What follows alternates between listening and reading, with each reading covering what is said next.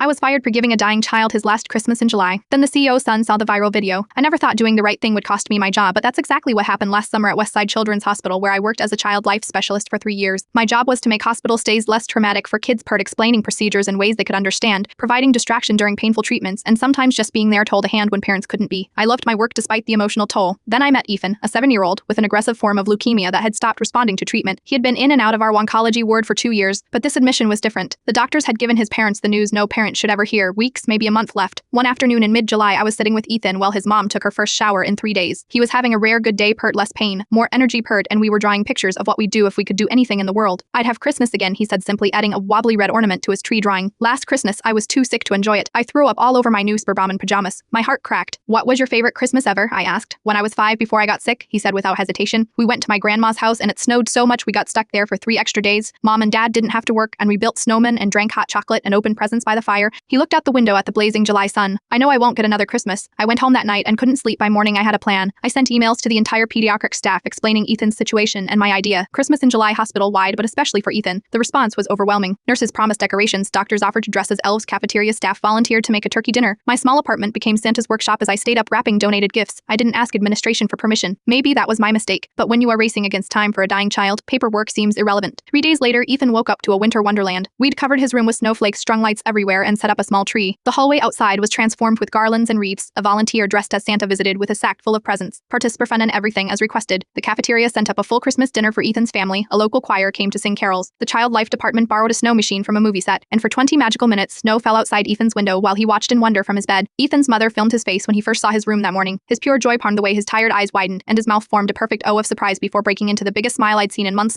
That moment alone was worth anything that followed. The video she posted thanking the hospital staff went viral overnight. Millions of views, thousands of comments praising the hospital for its compassion. I was called into my supervisor's office the next morning. Instead of congratulations, I faced 3 grim-faced administrators, unauthorized use of hospital resources, violation of protocols, potential liability issues, disruption of the ward routine. As I packed my desk, nurses and doctors stopped by to express their shock and support. Ethan's mother hugged me sobbing. He said it was better than his best Christmas, she whispered. 2 weeks later, Ethan passed away peacefully in his sleep. His room was still decorated with the remnants of our Christmas celebration. I attended his funeral, standing at the back, no longer staff but not quite a stranger. His mother had placed his favorite Christmas ornament, a spare Brahmin one I'd found online, on top of his small casket. 3 days after the funeral, my phone rang with an unknown number. It was Janet from HR at the hospital asking if I could come in for a meeting. I almost declined, but curiosity won out when I arrived. I was escorted not to Para but to the CEO's office, in a room I'd never entered before. The CEO, Dr. Harrison, was standing by the window, looking uncharacteristically human without his usual corporate armor. My son showed me a video last week, he said without preamble, of a boy having Christmas in July. He asked why we couldn't do nice things like that at my hospital. He turned to face me. Imagine my surprise when I realized it was my hospital. He gestured for me to sit. On his desk was a framed photo of a young boy, maybe 10 years old.